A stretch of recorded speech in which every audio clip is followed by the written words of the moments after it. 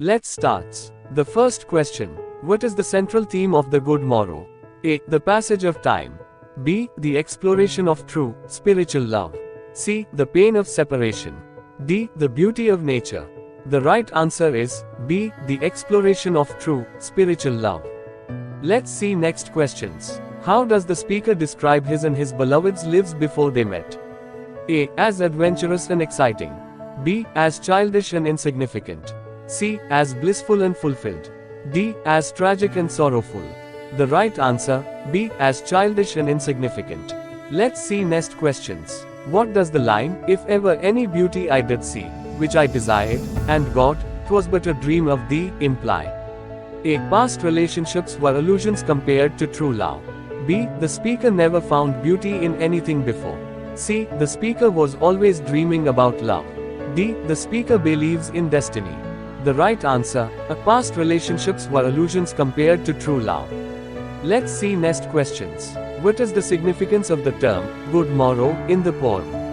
A. It symbolizes the awakening of love. B. It represents a farewell to past experiences. C. It highlights the transience of life.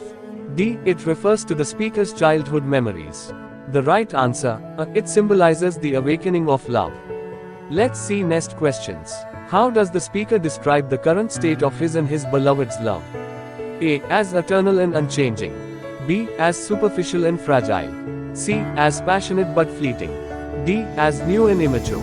The right answer, as eternal and unchanging. Let's see next questions. What does the speaker mean by, "Let's see discoverers to new worlds have gone"? A. Love has its own uncharted territories. B. Geographical discoveries are insignificant compared to their love. C. The couple should travel together. D. Exploration is an escape from love.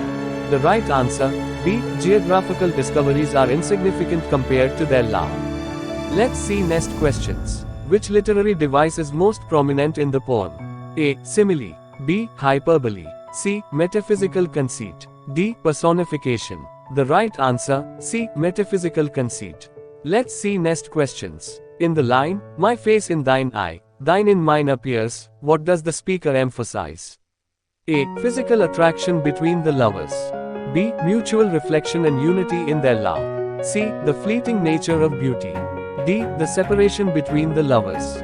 The right answer, B. Mutual reflection and unity in their love. Let's see next questions. What does the phrase, "makes one little room and everywhere," suggest? A. The couple's love creates a perfect and boundless world. B. The couple feels confined in their space. C. Love requires separation to be fulfilling. D. The lovers are indifferent to their surroundings. The right answer, the couple's love creates a perfect and boundless world. Let's see next questions. What does the speaker believe about love that makes us so, in the final stanza? A. It is fragile and needs constant nurturing. B. It is eternal and immune to decay. C. It is only physical and temporary. D. It depends on worldly possessions. The right answer, B. It is eternal and immune to decay. Let's see next questions. What does the phrase, "whatever dies, was not mixed equally," mean in the context of the poem? A. Love is doomed if it is imbalanced. B. All things are destined to die. C. Love thrives when there is inequality. D. Relationships should focus on power. The right answer, love is doomed if it is imbalanced. Let's see next questions. How does Donne depict the lovers' bond in the poem? A. As physical and fleeting. B. As spiritual and eternal. C. As one-sided and passionate.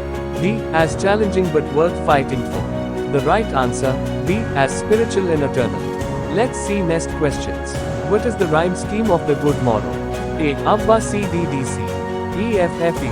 B. Abab C D C D F F. C. A B B A B C D D C C A.